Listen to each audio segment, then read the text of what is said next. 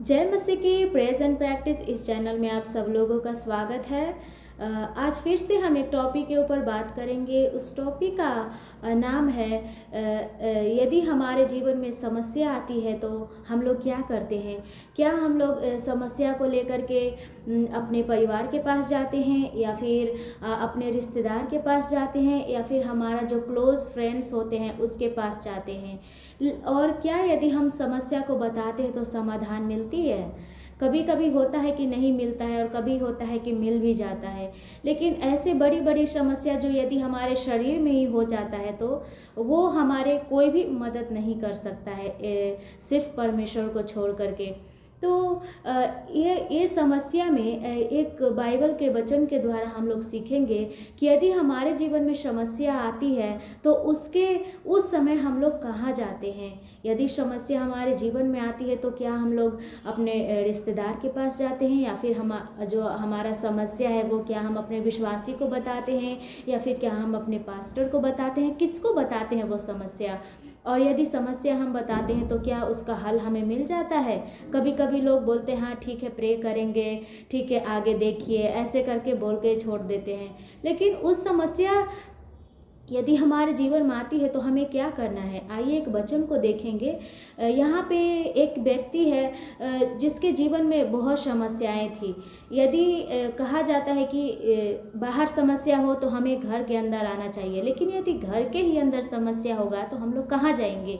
तो वैसे ही बाइबल में एक हन्ना है जिसको हम लोग जानते हैं बहुत अच्छे से कि उसके जीवन में बहुत समस्याएं थी। पहली बात, उसका पति 2 शादी किया था।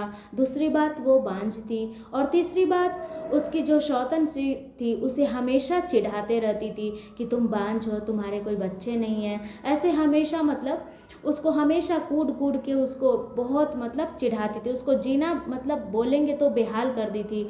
तो उस समस्या में यदि हमारे जीवन में ऐसा होगा तो हम लोग कहाँ जाएंगे मेरे प्रियो। हम लोग यहाँ वहाँ जाएंगे, डॉक्टर के पास जाएंगे, नहीं तो पति से हमारा बहुत झगड़ा होगा कि आपके कारण हमें नहीं बच्चा हो रहा है, या फिर हम अपने आप को दोष देंगे।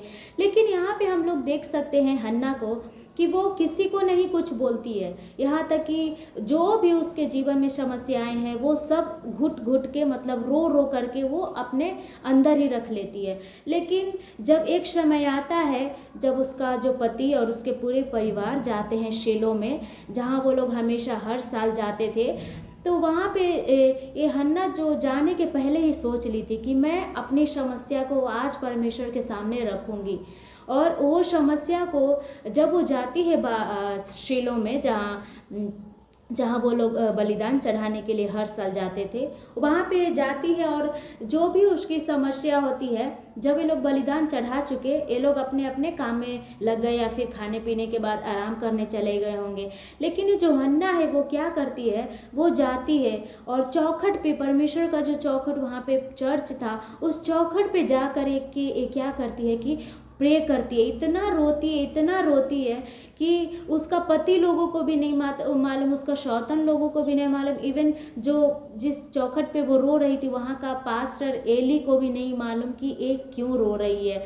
और इतना रोते रोते वो क्या करती है कि अपने जो मन की बात है वो घुट घुट करके अंदर ही अंदर परमेश्वर से बोलते रहती है। यहाँ तक कि वो वहाँ का जो पास्टर उसको देख के बोलता है कि ये क्या नशे में है, ये क्या शराब पी करके आई है ये चर्च में। लेकिन देखिए हमारे दोस्तों, हमारा जब दुख और मुसीबत होती है तो हमें बाहर के लोग नहीं समझेंगे, लेकिन हमारा जो मुसीबत यदि हम परमेश्वर को ही बताएंगे तो परमेश्वर ही हमारे प्रार्थना को सुनेंगे और उत्तर देंगे।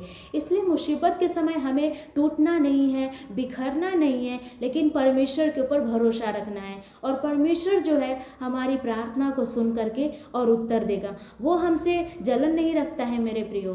वो हमारी प्रार्थना को सुन करके यदि हम अपनी समस्या को बताएंगे तो वो हमारे ऊपर हंसेगा नहीं, बल्कि वो एक अपना बेटा जैसे, एक अपना बेटी जैसे वो हमें अपना करके हमारी प्रार्थनाओं को सुन करके और वो हमें उत्तर देगा। इसलिए मेरे प्यारे भाई और बहनों, आइए यदि हमारे जीवन में कोई भी समस्याएं हैं तो आइए हम लोग परमेश्वर के चौखट पे आएंगे और पूरा खुल के परमेश्वर को बोलेंगे, प्रभु मुझे ये समस्या है। जैसा हन्ना ने रो रो करके प्रार्थना प्रार्थना कि प्रभु मुझे एक बेटा दीजिए। और हम लोग आगे इस वचन में देखेंगे पहला सामुएल उसमें लिखा है कि उसके बाद उसको एक बहुत अच्छा बेटा को परमेश्वर देते हैं, और वो जो बेटा है वो इस्राएल राज्य में पहला भविष्यद्वक्ता वही हुआ।